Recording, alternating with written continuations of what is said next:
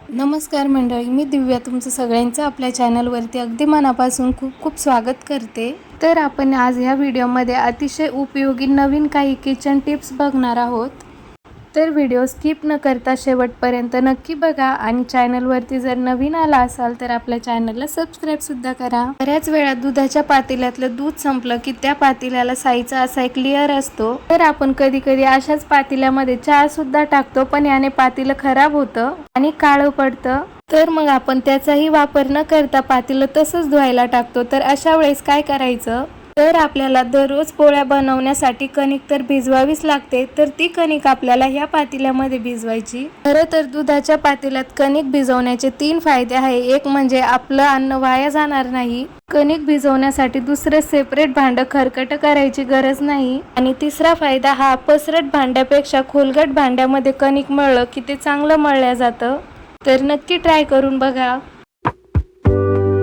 आपल्याकडे बरेच असे तयार मसाल्याचे बॉक्सेस असतात। आपण बॉक्स फोडतो, मसाले घेतो आणि ते बॉक्स तसेच रॅकमध्ये किंवा फ्रीजमध्ये पडलेले असतात। त्यामुळे त्या मसाल्याचा सुगंध थोडासा कमी होतो आणि ते मसाले खराब होण्याचा चान्सही असतो।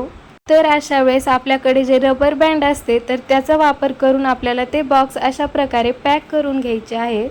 असं केल्यामुळे मसाल्याचा सुगंधही कमी होणार नाही आणि मसाले खराब सुद्धा होणार नाही।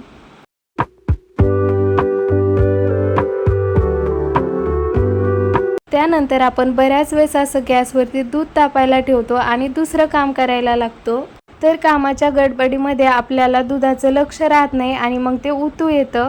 तर अशा वेळेस काय करायचं, आपला जो पोहे खायचा चमचा असतो ना, तर तो दुधाच्या पातेल्यामध्ये असा व्यवस्थित टाकून घ्यायचा। त्यामुळे दूध उतू येणार नाही आणि छान उकळत राहील। उन्हाळ्यात आपल्याला बऱ्याच वेळा पोळी खायचा, वरण भात खायचा कंटाळा येतो, काहीतरी चटपटीत खावं वाटतं। अशा वेळेस एकदम झटपट बनणारा पराठा नक्की ट्राय करून बघा। इथे मी एक पोळी नेहमीसारखी लाटून घेतली आणि यावरती आता 1 चमचा पावभाजी मसाला आणि 1 चमचा मिरची पावडर आणि चवीनुसार मीठ टाकलं आणि थोडंसं तेल टाकून ते चांगलं मिक्स करून घेतलं। आणि आता हे आपल्याला पूर्ण पोळीवरती पसरवून द्यायचं। आणि आता यावरती कोथिंबीर थोडीशी बारीक चिरून यावरती घालायची आहे आणि आता त्याचा असा रोल करून घ्यायचा। आणि आता अशा प्रकारे गोलाकार दुमडून घ्यायचा आणि नेहमीप्रमाणे आपण जशी चपाती लाटतो त्याप्रमाणे याची चपाती लाटून घ्यायची।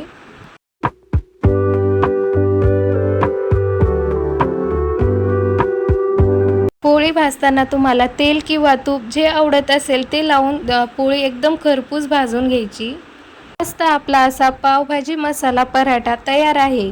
बऱ्याचदा आपण कांदे कापायला घेतले की आपल्या डोळ्यांमध्ये पाणी यायला लागतं। तर अशा वेळेस काय करायचं आहे, कांदा कापायच्या 5 ते 10 मिनिटं अगोदर कांदा असा फ्रीझरमध्ये ठेवायचा आणि त्यानंतर कांदा कापायचा। असं केल्यामुळे कांद्याचं तिखटही लागत नाही आणि डोळ्यातून पाणी सुद्धा येत नाही। आपण कधी कधी कॉफी अशी स्टोअर करून ठेवतो तर त्यामध्ये मॉइश्चर येतं, त्यामुळे मग ती कॉफी आपण नंतर यूज सुद्धा करू शकत नाही। तर कॉफी कधीच खराब होऊ नये यासाठी आपल्याला काय करायचं आहे, एका पेपरमध्ये थोडेसे तांदूळ घ्यायचे आणि त्या तांदळाची अशा प्रकारे पुडी बांधायची आणि ते तांदळाची पुडी त्या कॉफीच्या डब्यामध्ये टाकायची। यामुळे कॉफी कधीच खराब होत नाही। पुदिना, कोथिंबीर यांसारख्या भाज्या आपल्याला जर जास्त दिवस टिकवायच्या असतील तर त्या अगोदर स्वच्छ धुवून घ्यायच्या, त्यातलं पाणी अगोदर निथळू द्यायचं आणि अशा एअर टाईप डब्यामध्ये खाली टिश्यू पेपर टाकून त्या स्टोअर करून ठेवायच्या। यामुळे कोथिंबीर खराबही होत नाही आणि जास्त दिवस टिकते।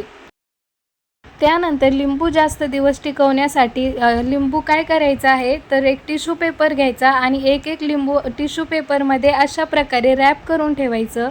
हवाबंद डब्यामध्ये रॅप करून ठेवायचं, यामुळे लिंबू खराबही होत नाही आणि वाळत सुद्धा नाही आणि त्यातला रस सुद्धा कमी होत नाही।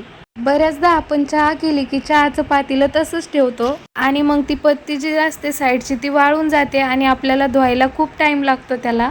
तसं न करता चहा झाल्याबरोबर सर्व पत्ती गाळणीच्या मदतीने काढून घ्यायची आणि त्या चहाच्या पातेल्यामध्ये असं पाणी भरून साईडला ठेवायचं आणि आता आपल्याला पातेलं जेव्हा वेळ भेटेल तेव्हा घासायचं। तर असं केल्यामुळे पातेलं एकदम इझिली निघतं तर असा होता आजचा व्हिडिओ. कसा वाटला ते मला कमेंट करून नक्की कळवा. व्हिडिओ जर आवडला असेल तर नेहमीप्रमाणे व्हिडिओला लाईक करा, शेअर करा आणि आपल्या चॅनलला सबस्क्राईबसुद्धा करा. पुन्हा भेटूया अशाच एका नवीन व्हिडिओमध्ये. तोपर्यंत बाय बाय.